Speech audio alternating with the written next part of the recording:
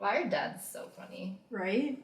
I think that's what gets me excited about like having kids. It's like not even being a mom. It's like seeing. No file. It was at this moment that he knew. He fucked up. 1, a 2, and a 3, and a bomb. Hi, welcome back to the Dysfunctional Duo. Starring me.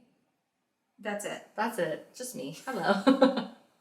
Hi guys, happy June. It's June. It's June. Isn't that crazy? I feel like just May that. went by so fast.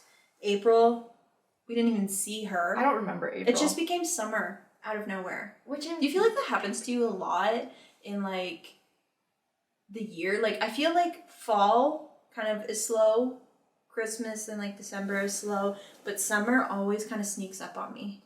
And all of a sudden I'm like, it's hot and I can't wear pants. Right? It comes out of nowhere. I find January, February, and March to me are the worst months in the world because they drag on so much. Like they last for fucking ever. And then April, May, who are they? Mm-hmm. They didn't even show up this year. Don't remember them. No, I don't either. And then it's June and you're like, okay, like time to get ready for the summer. Excited, but then we live in Canada, so it's like our summer's construction and fire. It's literally not gonna last very long. No, and then you have the fall. Although it's been pretty rainy this summer. Like apparently it's been rainier this summer than like the last 5 summers, which is I love that. Yeah, I love the rain. I want it to keep coming. Like we need it. Yeah, I agree. Less fires, less smoke. My room doesn't smell like ham. I would rather Ham, dude. Why does your room smell like ham? Just from the forest fires. Why does your room smell like ham? I mean, bacon.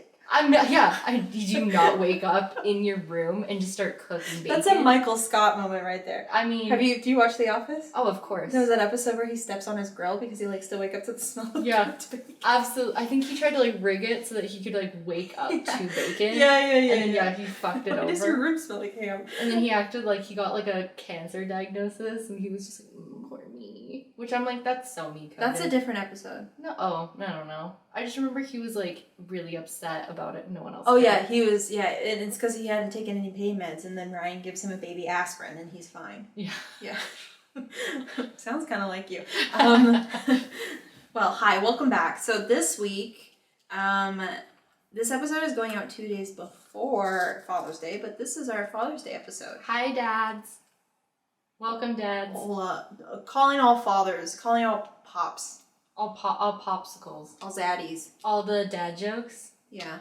I love it. Yeah. I love a good dad. Shout out Daddy Donald, if he's out there. I don't know. I think he gave up on watching these. At what point do you go from like being like a young 20-year-old and being like, I don't want a dad, and then going to like, I want a dad? Like, what do you mean? Like, let's say you're single. Okay. And if I was like 21 and I met a single father, I would be like, I don't know. I'm not ready. Okay. But like, at what age do you get to? And he's like, I'm a father. And you're like, oh, a father, you dad. say? Ew. Oh. I mean, for me, I think it would have to be never because I don't know. I don't know if I could be a stepmom. I don't know if I could. I'll be so for real. Shout out to all the stepmoms out there. I don't know if it's the life for me. Why? Just like I feel like sometimes, not all the time, but I feel like sometimes there's kind of like a mess behind it of just like if the divorce was messy. What if he's a widow? The baby mama. A widower. Then I think I'm just... A widow? A widow, yeah. A widower, I don't know. What's a female version of is it a widower? A widow is the female version. The male version is just... Then a widower. A widow. So what if he's a widower? It's a weird word. It would honestly very much depend because I would hate the idea of like comparing myself to a dead woman. Fair. I don't know. It's just I think this is just maybe a me personally thing, but like I think I would have a lot of insecurities surrounding it. Do you ever feel like a divorced man might be damaged goods? No, I don't think he's damaged goods. Fucking toxic to ask. But I don't want your kids. Shit. I guess I honestly would be. I don't know. If I met a man and he's like, I'm divorced, I would go, I need to understand why. Yeah, see, I think there's... It's like if a man comes up to you and he's like... Nuances behind it. Or like, you have an affair with a man who's in a marriage. I feel like I couldn't do that for like a multitude of reasons. Well, I fucking hope not. But honestly, Hello? sorry, the shadow right here. Oh no, that's the camera. It's like a grid. I'm seeing these two bars, and I'm like, is this on our wall? No, it's the grid. Sorry, I'm distracted. I feel like if a man was like, you're the only one for me, and I'm gonna leave my wife, and I feel like, and I know it's worked out for some people. Like, there's gonna be a story somewhere where somebody's like, me and my husband are very happy and he just wasn't in the right marriage. I know that there's an exception to the rule. Totally. But I would go, that's sus. That's sus. You're in a marriage and you're choosing to have an affair with me instead of just leaving your wife and then looking for happy. Like, I feel like I would go, are you bound to repeat your mistakes with me? Or your actions, I guess, with me? And am I just... Like, I feel like if you can't find the reason as to why the divorce occurred and you can't understand that maybe it was amicable or something happened, like she cheated on me so I divorced her, blah, blah, blah, then, but like you have to understand the damage so that you know how to walk into that relationship. You know what I mean? I know, I think that's kind of what I'm getting at, is like, because it's fair enough, I cut you off, divorce. so. No, it's fair. No, it's because it's divorce plus with children, there's so much underneath of like the context of like, Hey, why did you get divorced? I was a divorcee child. Well, I mean, I was the widower child. So Actually, to be fair, fucking fair enough. We speak by example. And like we both have stepmoms, and I think we both very much Shouts enjoy to our our stepmothers. Shout out to our stepmoms. Like, it's not that because they're Although great growing people. up at like 9 years old and having a stepmother, I was a little fucking shit. And I think that's part of it. And it's like, it's not her. Like, she was never the problem. But like, I lost my mom. Could you imagine being like 9 years old, sitting down with your stepmother and being like, it's Listen, not Karen. you, Yeah. it's me. Oh, a 9-year-old being like, okay, Miss I'm gonna Mac. break up with you, and it's not you. It's me. I'm gonna demote you from motherhood right now. Yeah. It's not you. It's me. Right now, you're a secretary to this household. It's not you, it's me. I can't get on board with you. Yeah. We're gonna have to have some changes in the company.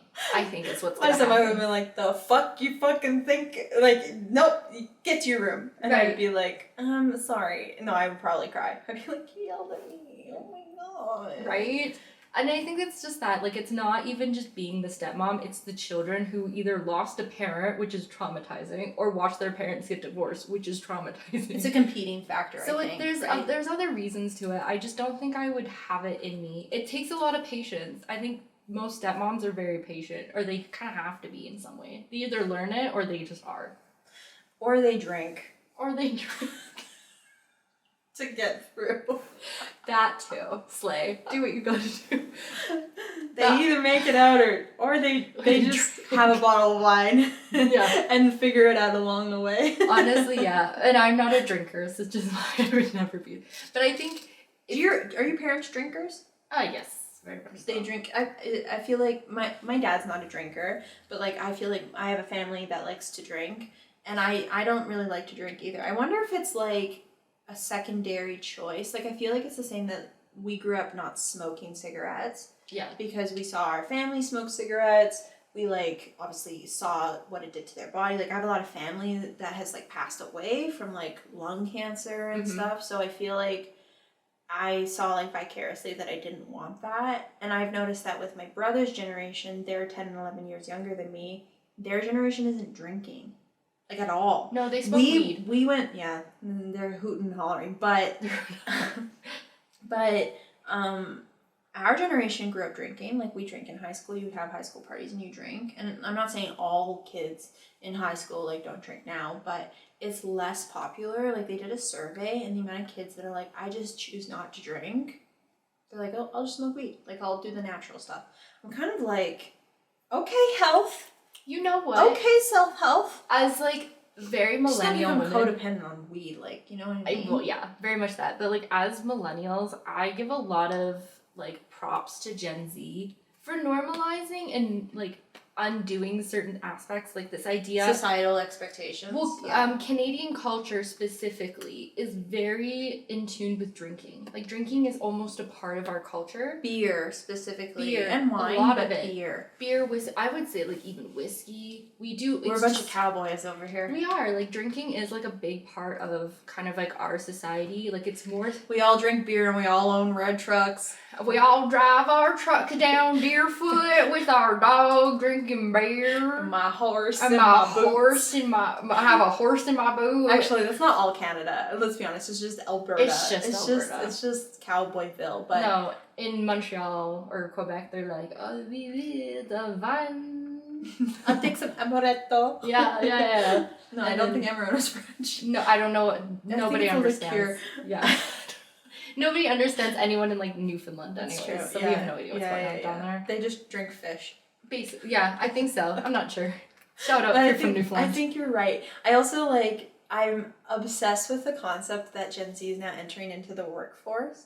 Because these young Gen Zers, like I saw this TikTok that's going viral right now, and it's this real estate agent who's a Gen Zer. And the way he's selling these properties on social media, like you have these like millennials who are like, welcome to this humble abode in Alberta neighborhood, very close to schools. And then this Gen Zer is like, follow me for a 20-second tour of the house. Here's the window, here's the door, here's the garage.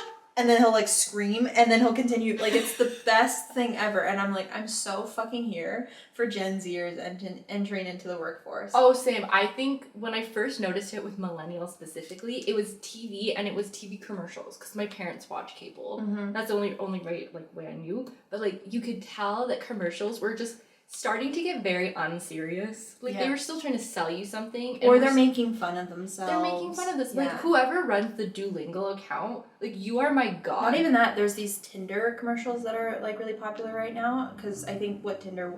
I actually had like a narrative with myself a few nights ago about it because I was like, why the fuck? Like there's some commercials that are produced and I'm like, you don't need to promote yourself. Like the marketing team is marketing and slay, but also you don't need a marketing team. She is self-promoting. And like McDonald's and like all these different companies, I would say pull into that. Now, of course, like new things happen. Like McDonald's has like these seasoned fries that are coming out. I'm like, oh my god. But I was watching this, like there's a few Instagram was another one. Instagram is like posting these commercials about themselves. And I'm like, you're literally the last thing that needs to like market itself. Everybody fucking uses you. We know what Instagram is. Oh, like McDonald's could go radio silent and they'd still get like thousands of people. We just be like, I wonder what McDonald's is doing right now. But Tinder came out with these commercials and it's different commercials about like, Amy went to go find a hookup in fall and found a lover in spring and this like stupid shit. But there's one and it's this girl, she's like, it's an opening scene and it's like black behind her, like it's a like blacked out screen. And then the spotlight's on her and she's in like a, somewhat scantily clad dress and her hair is kind of blowing in the wind. And she's like, she met this guy, Jake, and he knows all the right spots. And it like looks like she's in the middle of sex or that he's like, yeah, going downtown. But Happy Father's Day, everybody. oh Jesus Christ. And then it's like he knows all the right spots and it's like because he's a local and it zooms out and they're in an Italian restaurant and so she's eating and she's like, oh my god, this spaghetti's so good. And I kind of like laughed at it because I was like, I bet you it's a fucking Gen Zer who made this. Probably. And they're making fun of Tinder and the fact that Tinder is a hookup site. It is not a dating site. But I think Tinder's trying to create, because like Bumble and Hinge and like all these different websites are coming out and people are saying like, oh, I met my husband on like, I think Hinge is actually the gay alternative. It's Grindr. Is it Grindr? Yeah. So what's Hinge? Hinge is the one I'm pretty sure where you can make like a voice like note of yourself. So like it'll ask you a question like, what's your favorite memory? And so you'd have like 20 seconds to like say it so people can kind of hear your voice and your sense of humor, that sort of thing. So if you have an ugly laugh, they just want to know. So they're like, nope, bye. Somebody went on Tinder and they were like, holy shit, we gotta start figuring out these people's voices. Yeah. They went, hold my beer, and they made Hinge. So there's all these different dating sites. I would say Grindr's probably like outside of that. If like any of my gay friends, they're like, Grindr's like a hookup site. Mm-hmm. But Tinder's, I think, trying to come back to like Bumble and stuff and be like, we're also a dating site. Nah, y'all fuck over there. Okay, we all know. And a few murders. Yes, a few cold cases. They're like, too many Netflix specials are coming out. We really ought to fucking rebrand here. Well, there's that whole, like, the Twinder Swinder, or whatever the fuck that was. Yeah. I kind of watched it, I don't know. There's a documentary on Netflix right now. This is so funny. This is the Father's episode. And, like, we're just talking about the most, like, not family friendly like shouts out. But like there's this documentary that came out on Netflix that I want to watch, and it's do you remember Ashley Madison? No. Can you... I think it's called Ashley Madison. Maybe I'm making that name up. I have a tendency to do that. But it was this site that existed when we were kids. I never really knew what it was. Site? And it was like a site for men who wanted to have an affair. I know what you're talking about now. I thought it was a person. That's why I was like, well, I don't know why I think it's called Ashley Madison. I think it is too. But it's a site of men who would go on the site and meet women, and they would cheat on their spouse with these women. Wild. And it was like it blew up. Like, anyways, this documentary is about the rise of Ashley Madison, the person who created it.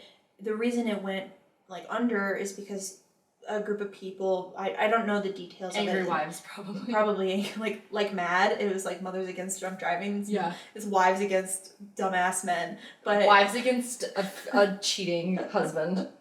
But they were hacked, and so all these people who were utilizing this website, their information was released to the public. So everybody who had been cheating, their spouses found out. Like it ruined this company. Right.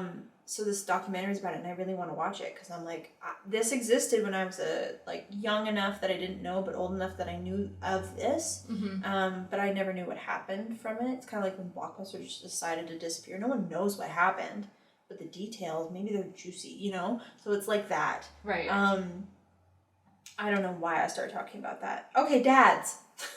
We love them. Some of us have them. Some of us have them. Some of us don't. I happen to have one. I happen to have one also. We're just gonna talk about this is literally what I wrote down when I wrote down this idea. I was actually pretty proud. Oh, speaking of which, my father just texted me. Love that for him.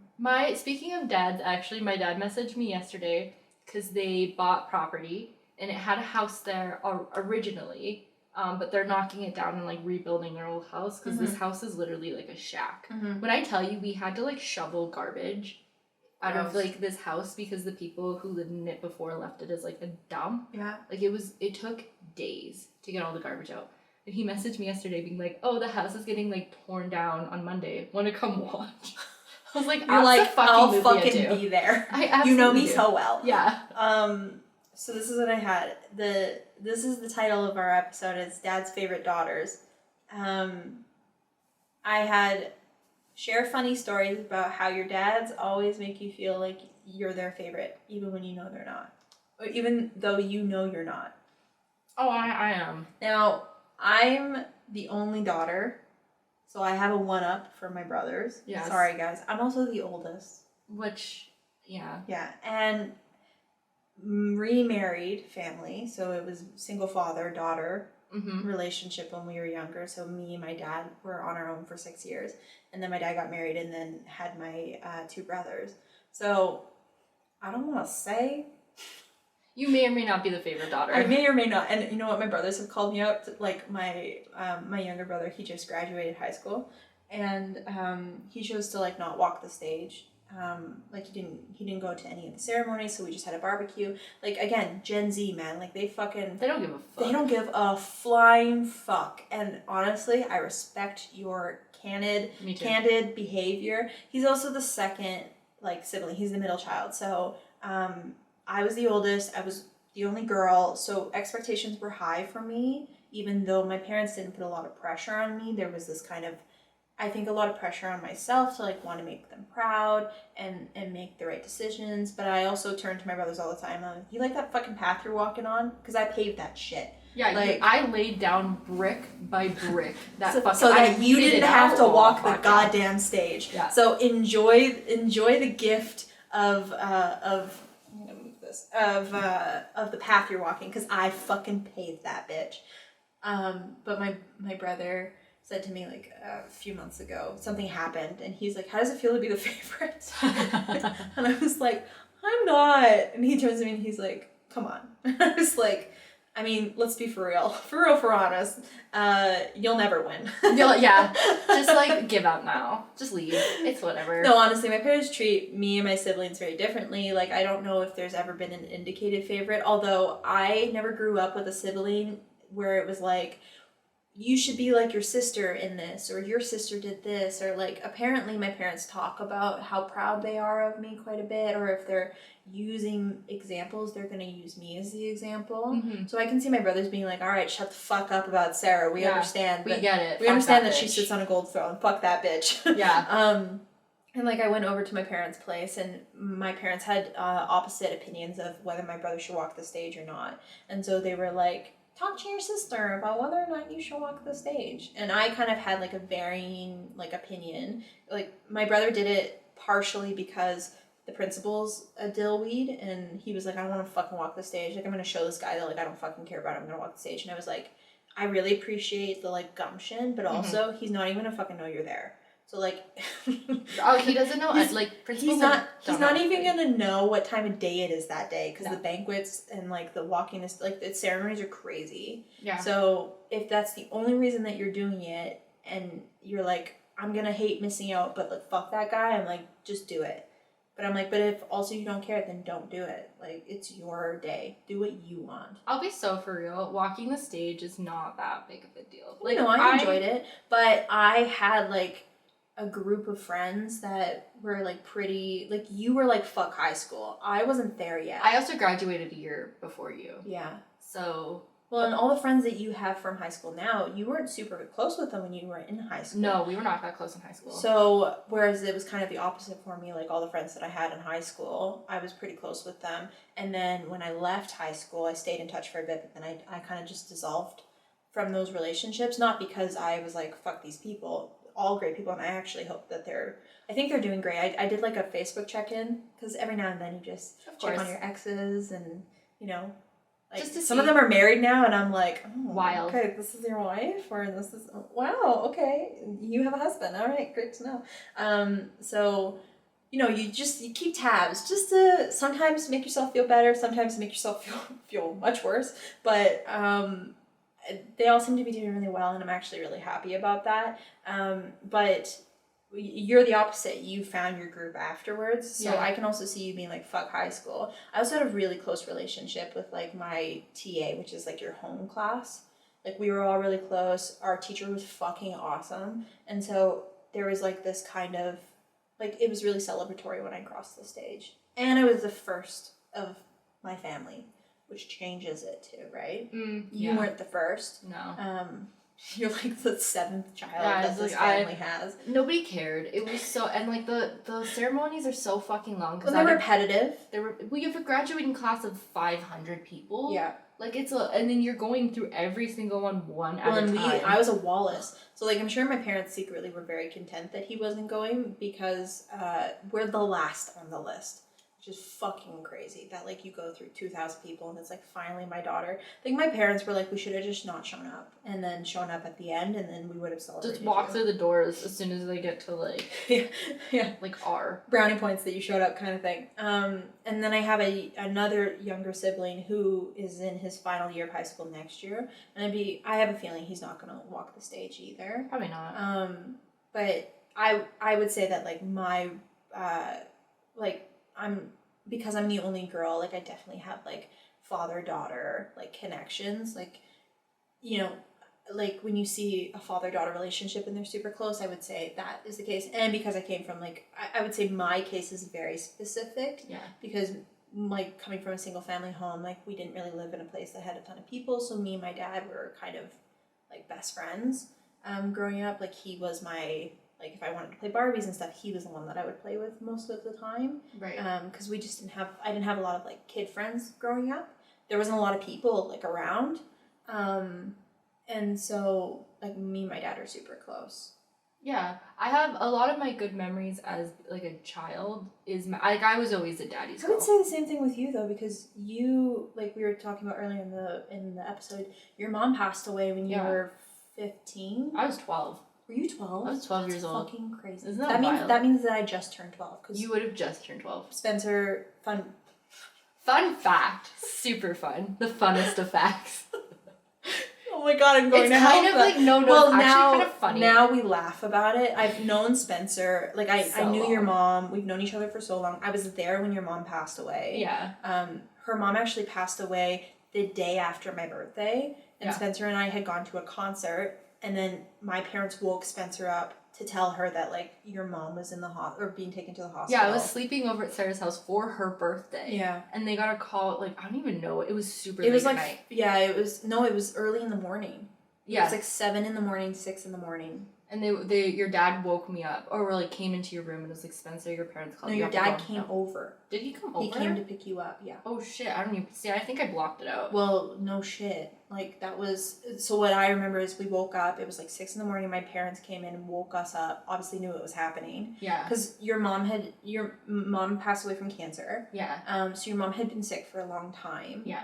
Like, how long had she been sick? Oh fuck, cause she had it she had like a cancer the first time, and I don't remember where that was. Somewhere like in her like ovaries or her bladder or something. Yeah. And then she got like went through chemo, got surgery, got it removed. It was like a tumor like this big, like Wow. the size of like probably like a tennis ball. That's crazy. And then she was fine for a while, and then she had to go. She told me she was like, Spencer, I'm going bald again because she had to go back on chemo. But I didn't really understand what was happening at the time because I was so young. What was the separation in the gap of her first? Her hair grew back quite a bit, so I would say there's probably 2 to 3 years where she was like good. Okay. Maybe even more. Maybe and then 4 years. You and I had been friends for a few years. Like, I'm sure there was a big gap between the first time she got it and the second time she got it. Yeah, there must have been. And then I feel like she must have been sick for like, it was a while. Like, I feel like close to a year or something. Yeah, 'cause she was. I mean, like, it was a very slow, like, the cancer was a very slow process. It was a slow process. I think the chemo had a lot to do with that. Yeah. But, like, she was, like, okay, and then she was, like, tired, and, like... And then all of a sudden she wasn't And okay. then she was not okay. Yeah, I remember that. Oh my I remember God. her being... Now, granted, your mom would wear wigs and stuff. Yes. When she was losing her hair, and when she started chemo, like, you couldn't really tell that she was sick. Like, your mom was a nurse. So she was, like, go, go, go. Like, that was her lifestyle. And so I didn't know that your mom was sick for a while. And then I remember I started noticing that she... like was wearing wigs and stuff, and I feel like you had told me that she had cancer like a while back, but like she seemed fine to me. And then I just remember coming to see you one day, and your mom was hooked up to like an oxygen machine. Yeah. She wasn't wearing her wig, so she was like bald, and her skin like was like translucent, like she was so sick. Yeah. And then it just kept going downhill, and so it must have been a few months of that. Yeah, And I think so. but I think your parents did a really good job at like trying to keep you out of that process and trying to be as like obviously as transparent as possible, but also like they didn't want you to like I remember your parents encouraging us to hang out a ton during that time. Right. And, you would come and have sleepovers. Like your parents were really good at trying to keep you away from the process as much as possible in terms of like the negatives. I remember your mom would get really sick some nights and you would come and sleep over. Yeah. So yeah, like she was really, really sick, and then we went to a concert for my birthday, and that morning my parents woke us up and was like, Spencer, you need to go, like your mom's being taken to the hospital. Yeah, I think that's what happened. I think it was like an emergency, ambulance came, and then I had to go over, and it was that Monday. Yeah. Which is kind of wild. I know this is I like didn't see you for I didn't see you for a few days after that, and I remember the next time I saw you was at your mom's funeral. Yeah. And I remember my I don't parents remember told me anything like about 2 that. days later that your mom had passed away. And I wanted to go see you, and my parents were like, it's not the right time, but I was like, I want to go see her, and they're like, it's not.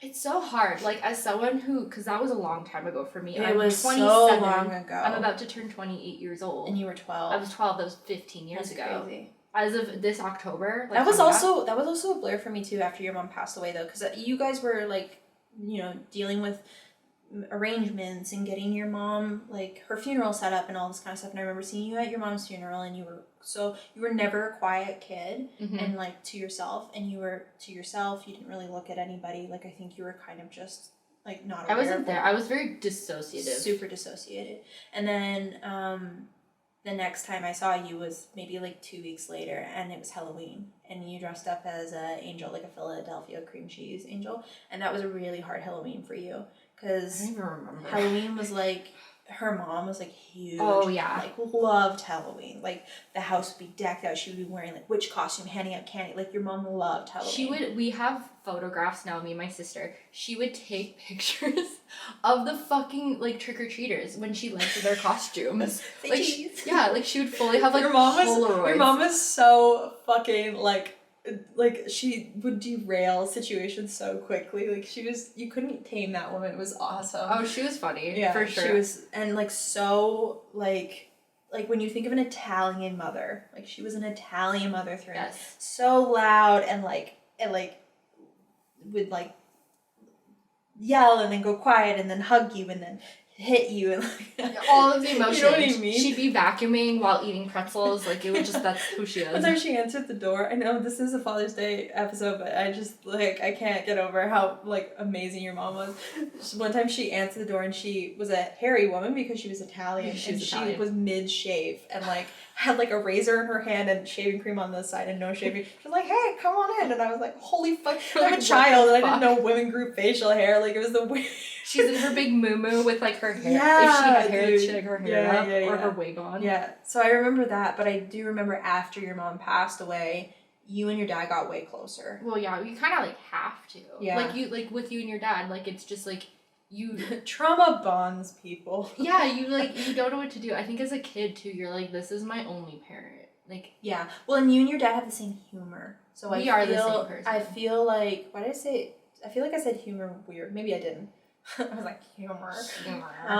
So you and your dad could speak openly and honestly about your mom and laugh at the almost kind of like satirical experience of it. Like you guys were very outspoken about it, but in a way that was like, fuck, like should we be laughing about this? Because like, I'm sure. And you guys thought it was the funniest thing. And the other thing too is like your dad was never like an authoritative figure in the house. No. Like he never yelled at Spencer. If Spencer like he kind of didn't.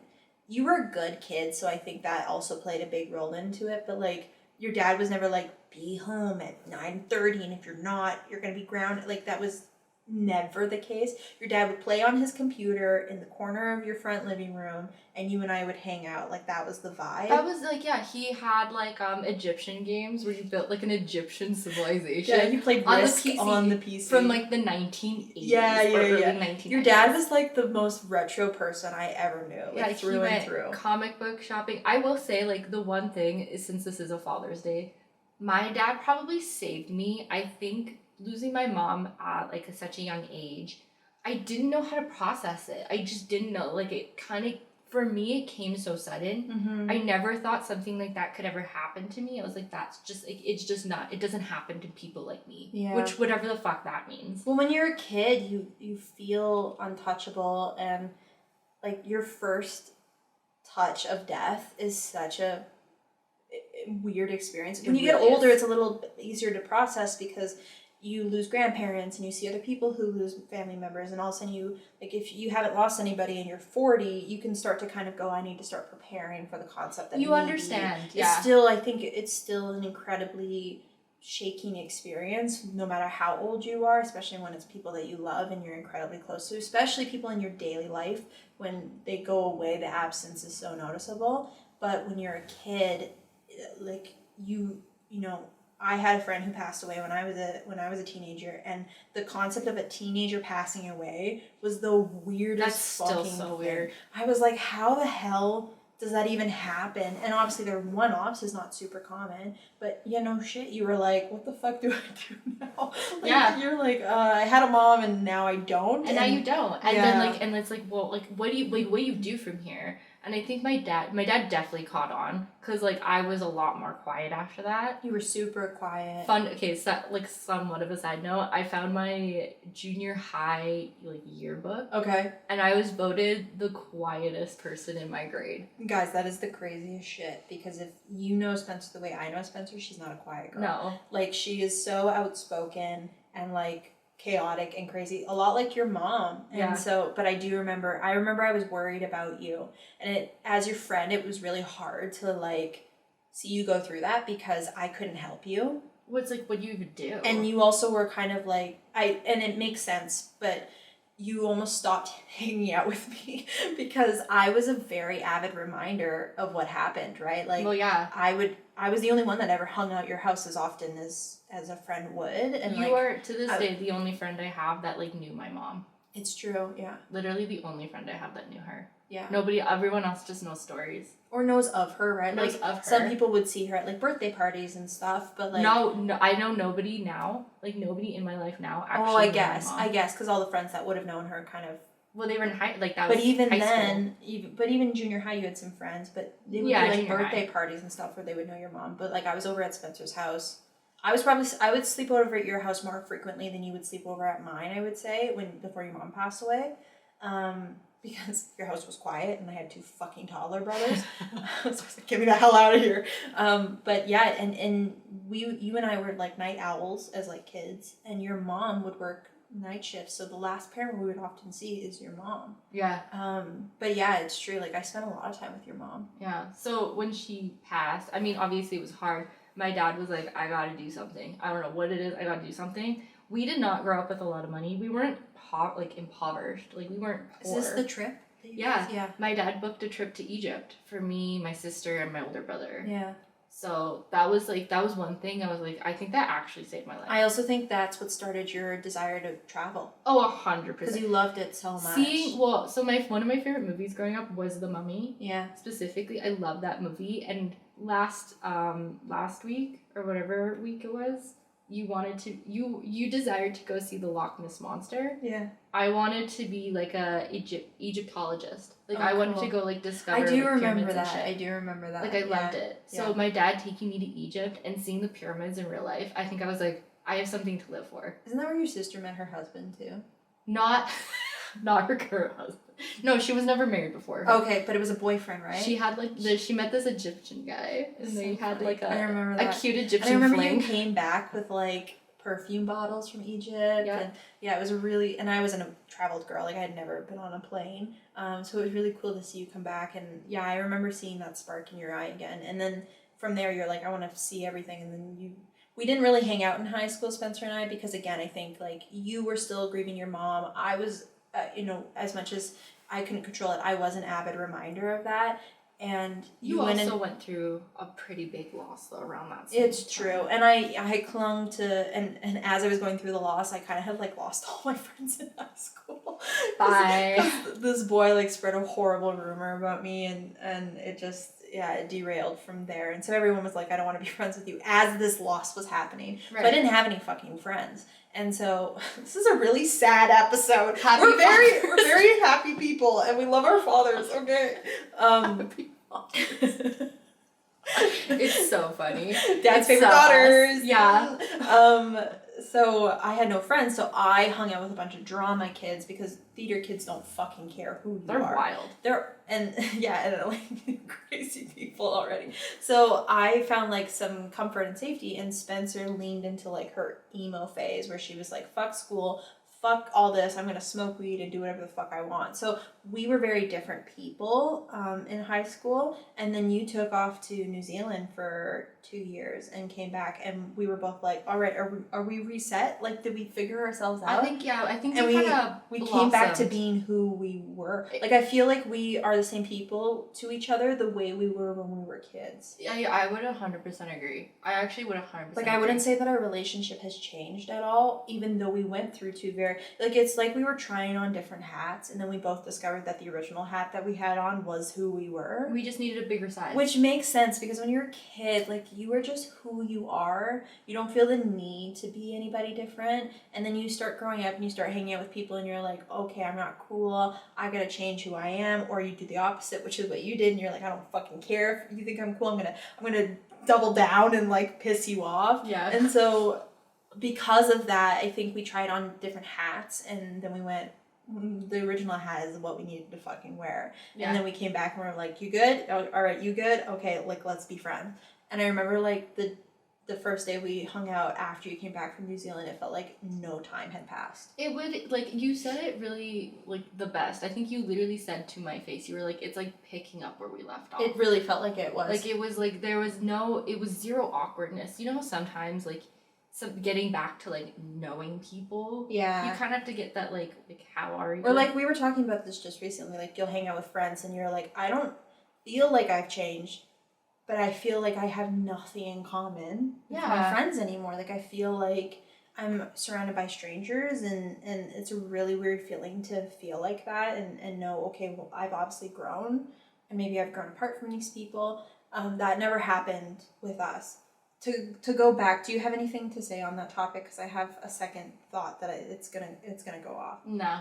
The funny thing about all of this too is that when your mom passed away, and you needed a secondary like support because you and I were neighbors, I would say that like you're close with your dad, but you're also close with my dad. Your dad is my dad. Yeah, it's the craziest thing. Like Father's Day shout out to, and that's funny because I feel like my dad, as I'm getting older and like having my younger brothers who also have friends, like I'm starting to realize that like my dad, it's actually such a wholesome thought because like my dad growing up, he came from a family where like him and his dad weren't close. I never talked to my grandparents because they're like, my dad's family just kind of had like things going on, like a lot of families, and he was like, I don't want to keep in touch with my family because of the things that happened. And so my dad kind of had like no father growing up. Like he didn't have a solid relationship with his dad. Mm-hmm. And then he met a guy who was older and became kind of like a father figure to him. But also because of life circumstances, they weren't able to really spend a lot of time with each other after like me and my sister were born and, you know, all this kind of stuff. And so my dad kind of had like, and again, my dad was a single father. Like we kind of just lived on our own. So my dad didn't really have any like male guidance in his life. He kind of had to fucking figure it out. And he did it very well, I would say. He's a great man and like just an absolute heart of gold.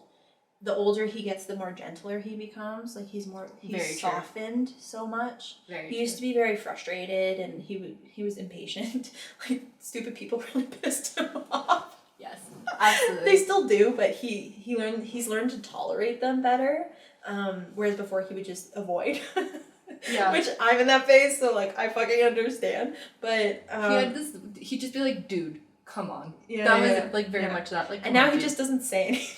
He's just like, he's in the corner with his guitar, like chilling. He's like, you know what? I'm in my bubble, you're in yours. If you've ever watched The Big Lebowski, my dad is the dude. It's the weirdest, like in vibe. He doesn't like wear the bathrobe and all this shit, but like his kind of like surfy turfy like vibe, he's the dude. Yeah. So my dad has taken on this like paternal like father, like a lot of my brother's friends, they have falling out with their parents or dad wasn't around, like it's a common thing. And it's really fucking cool to see my dad turn into the guy that everybody wants to go to and the guy that everybody looks up to, because that was not the case when I was younger. And when he was younger, he was the fuck up. Like, and he's told me that. He's like, I was the fuck up of my group. So for me to think that people value my fucking opinion in any contrast, he's like, it's weird to me. But I don't trust people that go through life and they're like, yeah, like I had a good time. Like if I'm gonna talk to somebody to like actually like if I have issues, I'm gonna talk to them. I'm gonna talk to the former fuck up. Yeah. Because he's not like I wouldn't like he's far from that now. It's clear that he's gone on like this journey. Well, like he never had a bad bone in his body. He was a fuck up, but he came by it so honestly. He just got in his own way from a lot of the times that like he's told me stories and stuff, and even things that I saw because I saw him raise my brothers and I was older, so I got to see who he was as a parent outside of me. And my brothers were more frustrating than I was for my dad.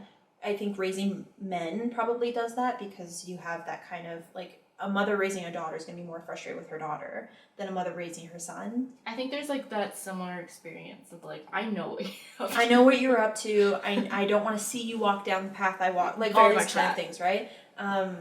The opposite child, like I never fought with my dad, but I fought with my mom because I was like, who the fuck do you think you are telling me what to fucking do? But then my dad would be like, hey, do this. And I'm like, all right. Like there was just this power struggle, I think, that happens. And so that happened. My one brother was okay as a kid, but my youngest brother was a tyrant tattoo, and he wouldn't listen. Like he would get frustrated and he would yell, and like my dad would try to have a conversation with him and he couldn't. He would be like, "Why are you crying right now?" And my brother was like, "Why are you yelling at me right now?" And like they would literally like head to head. And my dad is not as stubborn now, but he's a very stubborn guy. And my youngest brother was a stubborn kid, and that pissed my dad off. He was like, "Oh, for sure, I just want to." And then he would like go like yell in a corner, and then my brother would be sitting there and be like, "We were having a conversation, what happened?" So seeing that was really interesting to see, but my dad always was like such a nice guy, had like always no mean body, or no mean bones in his body, so he came by it really honestly. Very welcoming. Do you believe that like there are children sent to like parents as like I don't want to say like a test, but like very much a test of just like let's see how patient you really fucking are. Oh, I'm sure, and like kids are a reflection of and I'm not a parent yet, you're not a parent yet, but I've seen like people be like, kids are a reflection of you because you're raising them, right? So all their developed behavior is you, but then they're already genetically predisposed to whatever you were genetically predisposed to, because if you have a child and you're like you've what's the word? You've given birth to your child, they genetically are a piece of you and they're genetically a piece of your partner. Mm-hmm. And so I like would definitely say that. I also have like, I've seen people say, I think my grandma said to my mom, like my stepmom, that she was like, "I hope you get one just like you," and it was kind of like a spiteful statement, like. Okay, sorry, my mom said that to my older sister. Mm-hmm. She was like, when because they used to butt heads a lot, that my mom one day like snapped at my sister because she was a bit of like a problematic child, not really her fault. She was a product of like divorce early on, mm-hmm. and then like. Our mom married not even married, like lived with my dad. You put two strong Italian women in one room. Exactly. They're bound to have it, you know? My mom was like, "I hope you get one just like you." Would you say she has? Yeah, I don't think that my little Hannah, I think she's gonna be a trailblazer. When she's like older. When she's older, I think she's just, you can tell she's just such a big personality already, and she's not even 3 yet. Yeah. Sometimes I get scared about that because... Wait, what was your grandma, like, what was she referring to? Like, when she said, like, you're gonna have one? I think my mom was stubborn, and I think... Oh, this was your mom? Like, Courtney, yeah. Oh, okay, she said it to your... Courtney, okay. Yeah. I thought she said it to you. I was like, oh. No. I was a pretty good kid. I was gonna say, what the fuck? Like, quiet. I'd be like, thank you? Yeah. Thank you so much. I hope I get one like me too. I was a fucking great child. But like I never was a bad kid. I was pretty quiet. I was also an only child, so I have only child behaviors. Yeah. So I'm a little weird, but I also like know how to entertain myself. Yes, I'm the youngest, but you were so much younger than your siblings that you never really hung out with the anybody. sibling closest to me 7.5 years. I think that's why we get along so well too, is because we have the only child behavior. We saw it in each other very quickly. Yeah. My youngest brother's stubborn. Not anymore. He's like the chillest kid. Like he's honestly like, sometimes you have a conversation with him and he'll give you one word and you're like, all right, great conversation. Like he's an anomaly. He's the coolest kid ever. I wish I had this confidence the way he has confidence, but like sometimes he'll just come out of his room and he's wearing like an Englishman hat, like the kind of golfing style hats. Yes. Which like teenagers don't wear those hats. He's wearing like a whatever kind of like t-shirt, like a Metallica t-shirt, and he's got his fucking bearded dragon just sitting on his shoulder. And he'll just come, and it's so nonchalant. And he's like, "Hey, what's up?" He's everything. And he's like, the definition of Gen Z. The fuck do you just not like it? I love his ability not to care. But when he was a kid, he was bullied, and teachers really didn't understand who he was, and like he would get into a lot of kind of like power struggles with adults because they just wouldn't listen to him, and he didn't understand the reason why people would treat him poorly if he was treating them well, which like breaks my heart to think. 100%, because he's the coolest kid. He's the coolest fucking kid. No, like disrespect to my other brother. My other brother's also very cool. But he was always pretty cool. He was a lot like me too, where he kind of more mad. Like he kind of cared a little bit more about what people thought. I cared about what people thought when I was growing up. My youngest brother doesn't fucking care. He like got through it at like 5. It was the weirdest thing. Yeah. So, but he was very stubborn as a kid because he couldn't speak yet, but he had so much to say. Yeah. And he wanted to share about how he was feeling, but he couldn't do it, and so he would cry and he would have like temper tantrums. And Fair. So, but he was also very stubborn, and like both my parents are stubborn, and so I think my grandma was referring to that. And I would attest that she got one just like her. with